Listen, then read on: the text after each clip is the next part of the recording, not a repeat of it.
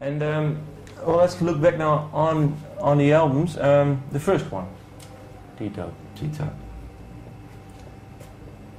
It's some kind of, maybe you can, if you look back on it now, what do you think of it? It's a great album.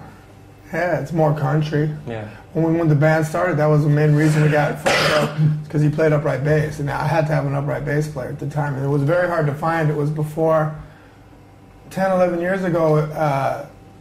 It wasn't as popular as it is now. Yeah. Now everyone plays an upright bass, but so to find him was, and our influences were more country, but then the more we started playing live, it just became more rock and roll, like typically. How come?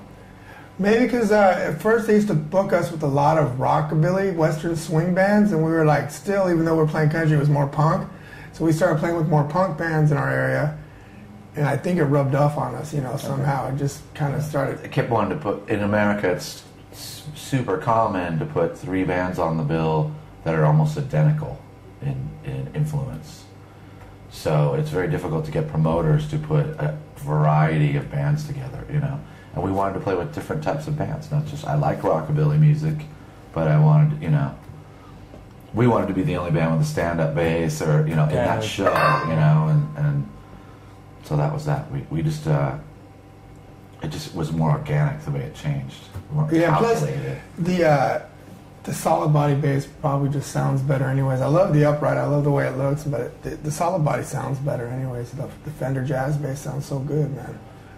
Not always, but usually it sounds better, I think. But it's not like we stopped playing and decided to turn into a rock band. We just, No, it just went great. Right. It just was real gradual, and then the thing is, on that CD, we put 2002 to make it look like we were current, but it was recorded in '96. So it was like, well, wow, man, from this CD to this one, 1 year later, you completely changed. What's this about? You're jumping over. It was like, oh, I never thought of that. I was just trying to make it look like we hadn't disappeared or anything. Right. Little do you know, we've been around 7 years, and we never did it. And we didn't have a lot of money to record, so we'd have to do it gradually, and to make the album would take better part of a year, of recording sessions as we could afford them.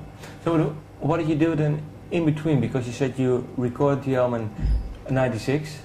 97, maybe 96, Yeah. 97. And before it was actually put out, what did you do? Did We you only tour? played locally. I mean, Okay. we didn't really tour very much. We went to South by Southwest, and we did a couple, small 2 or 3 days out of town, but we didn't really get very far from Yeah, home music for a long wasn't the time. priority as much then as just having a good time. So if there was something better going on, we'd just not bother playing. Okay. And we weren't as committed to, to become a touring band is a commitment of time, and you can't, it's very difficult to maintain another career or a family type situation, and eventually the touring is going to take over that commitment and you have to make a decision. And when did you make the decision? Was there actually talked about it, or? Well, yeah, we got a couple first early tours with Fog and Molly and Super Suckers, and they kept asking us back. We do 10 days or 2 weeks and be able to go on vacation from work or, and squeak it out, and take time off from your job or whatever. But we kept getting more offers to play, we decided to take them. Eventually we all ran out of vacation time, and our bosses would say, well, you either have to quit your job or go with the band. So we all decided to go with the band. And what was the work you did? I worked in graphic arts. Graphic arts. I just do whatever, side jobs. Okay.